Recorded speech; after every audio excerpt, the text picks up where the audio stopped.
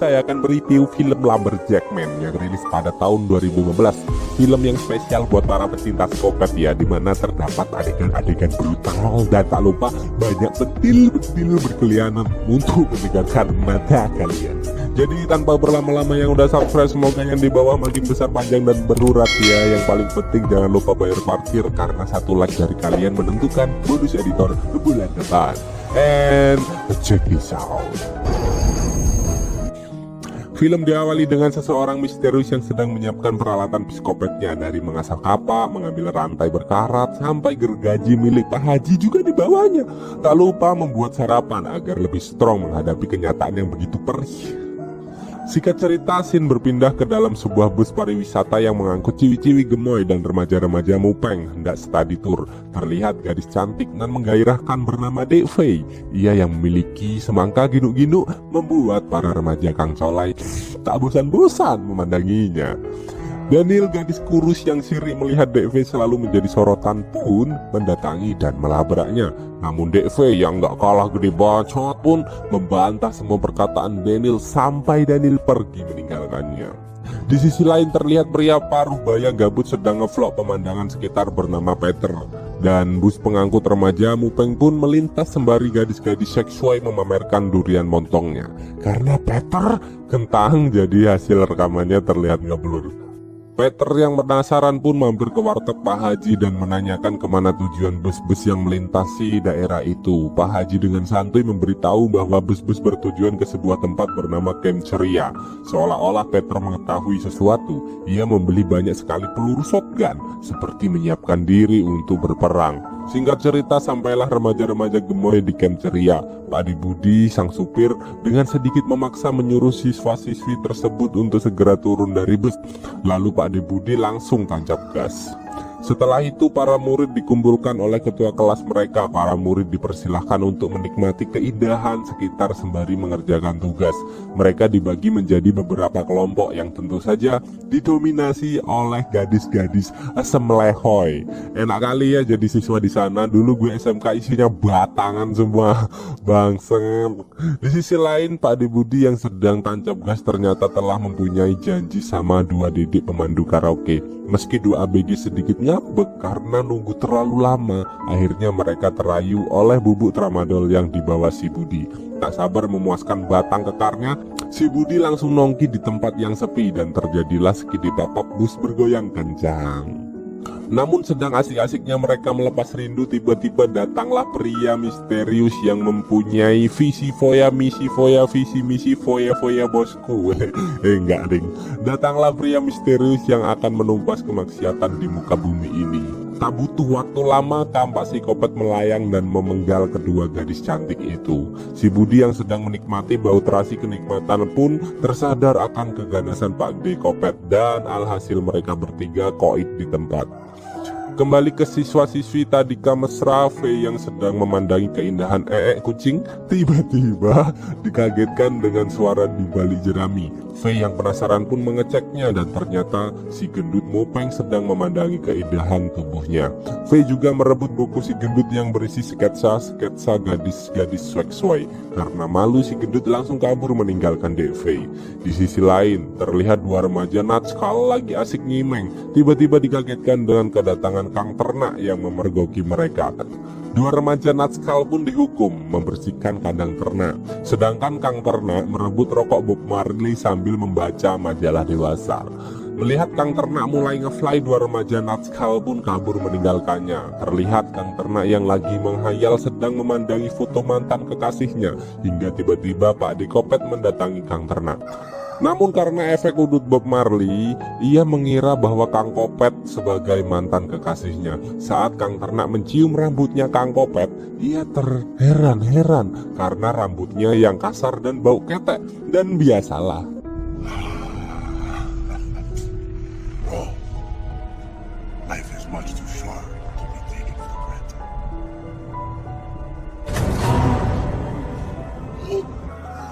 You're much stronger than I remember.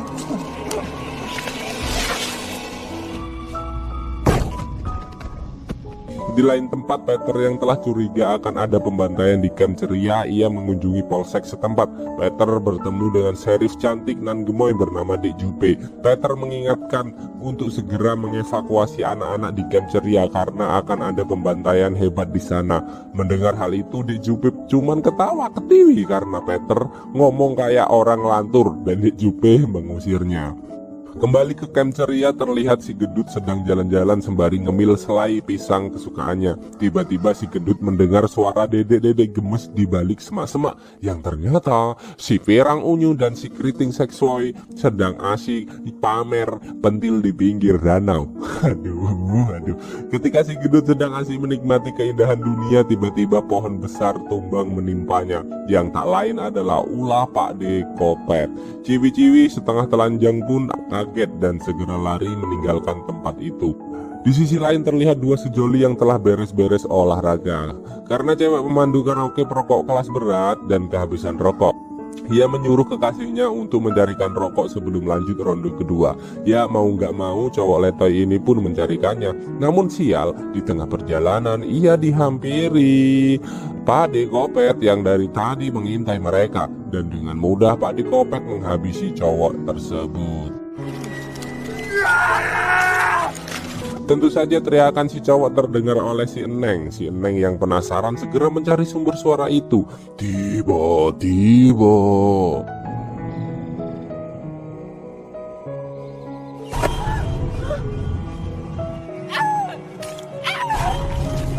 si Kopet datang dan menekuk-nekuk tubuh si Eneng bagaikan meja belajar. Saat Pak De Kopet menaruh nampan di atasnya, malah jungkat-jungkit, gak stabil. Pak De Kopet yang gak suka gelai pun melempar si Eneng ke kayu hingga sudahlah. Singkat cerita, Sheriff Jupe yang sedang asik menelepon mantan tiba-tiba dikagetkan dengan suara aneh dari luar. Dengan penasaran, Dek Jupe memeriksanya, namun tidak terlihat siapapun di luar. Tiba-tiba Pak De Kopet berada tepat di depan Dek Jupe. Kalian gak usah heran kalau Pak De Kopet cepat pindah ke sana sini karena Pak De Kopet telah mewarisi jurus 1000 bayangan milik Naruto. Setelah Dek Jupe terlempar, ia langsung menembaki Pak De Kopet sampai terjatuh. Dek Jupe mendekat dan menembakinya lagi untuk memastikan ia telah membunuhnya. Dirasa sudah aman, Dek Jupe segera meminta bantuan. Tiba-tiba ya kalau si Kopet mati filmnya tamat dong. Si Kopet manusia mutan, masa iya seletoy itu. Dek Jupe pun ngerayap dengan kampak yang menancap di punggungnya. Dengan sisa-sisa tenaga, Dek Jupe melawan dengan alat-alat seadanya. Namun anehnya Pak De Kopet seperti terbakar saat Dek Jupe melempar suatu cairan di dalam gelas dan Pak De Kopet langsung kabur meninggalkannya. Di sisi lain, kalian ingatkan dengan gadis seksoy yang mandi di danau tadi? Mereka yang sedang asik ngobrol santuy tiba-tiba dihampiri si bro remaja mupek yang mengajak segini papap dan berpesta ria bersama.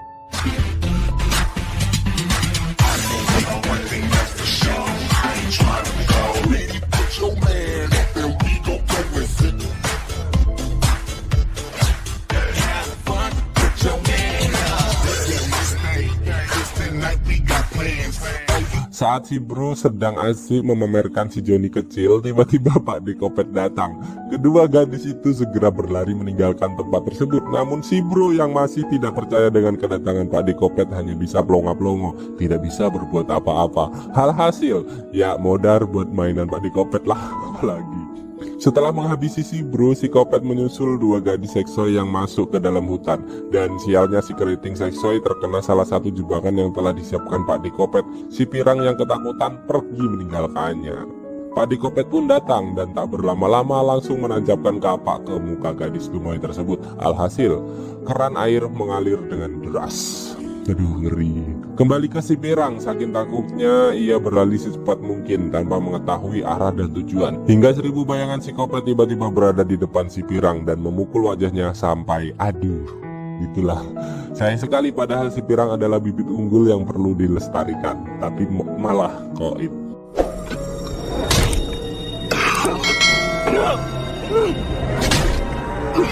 Kembali ke kamp ceria, terlihat Pak De Peter telah berada di sana dan memberitahu siswa-siswi tadika mesra bahwa ada psikopat sadis yang akan menghabisi mereka. Lalu Pak D. Peter menceritakan asal mula terciptanya Pak D. psikopat mutan ini. Di zaman dulu ada seorang pria yang hidup di area Camp Ceria. Pria itu sangat pandai membuat pancake hingga keahliannya mendatangkan malapetaka buatnya. Datanglah seorang pria pemburu dolar yang ingin membeli resep pancake pria tua tersebut. Merasa pancake resep keluarga dan harus menjaganya, pria itu menolak tawaran si pemburu dolar hingga pria tua dibunuh dengan cara dicelupkan ke panci berisi sirup pancake yang mendidih dan merebut resep secara paksa. Hingga akhirnya Pak Dikopet kembali bangkit dan bersumpah akan membunuh semua orang yang berada di wilayah kekuasaannya. Itulah informasi dari Pak D. Peter, namun seperti biasa informasi Pak D. Peter diabaikan dan tak dihiraukan sama sekali. Singkat waktu, malam pun tiba. Pak D. Peter yang jengkel melihat kengayalan warga Camp Ceria akhirnya memutuskan untuk pulang. Namun di tengah perjalanan tiba-tiba terlihat di Jupe yang sempoyongan meminta tolong. Di sisi lain, saat siswa-siswi tadika mesra sedang asik makan malam, tiba-tiba Pak Dikopet datang merusak suasana. Si Kopet pun melempar kampak ke arah siswi yang terbengong melihat kedatangannya.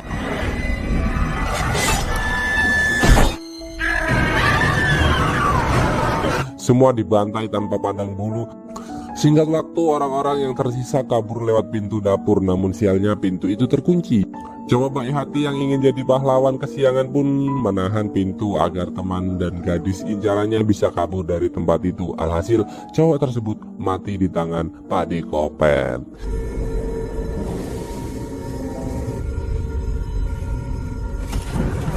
Ingatkan siapa gadis yang selamat ini? Ya, Dek V, gadis pemilik durian montong di awal film yang jadi sorotan muda-mudi masa kini. Dek V dan teman gendutnya segera berlari sekencang-kencangnya dan sampailah mereka di sebuah peternakan dan bersiap-siap menghadapi Pak Dikopet dengan alat seadanya.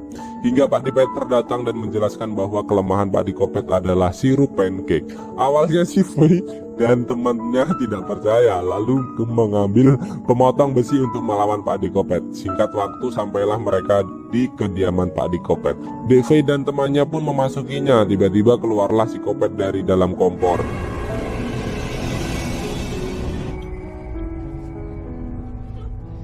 Dengan rasa takut, si gedut berjenggot ini mengambil pemotong besi yang dibawa Dek V untuk menghabisinya. Namun sial sekali, alat itu tiba-tiba tidak berfungsi. Pak Dikopet pun merebut dan membuang alat tersebut.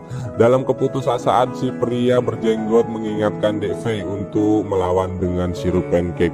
Tiba-tiba Pak Dikopet melempar tapak dan mengenai Dek V. Saat hendak dieksekusi, syukurlah Pak Dek Peter datang membawa shotgun PUBG tanpa skinnya. Belum top up soalnya.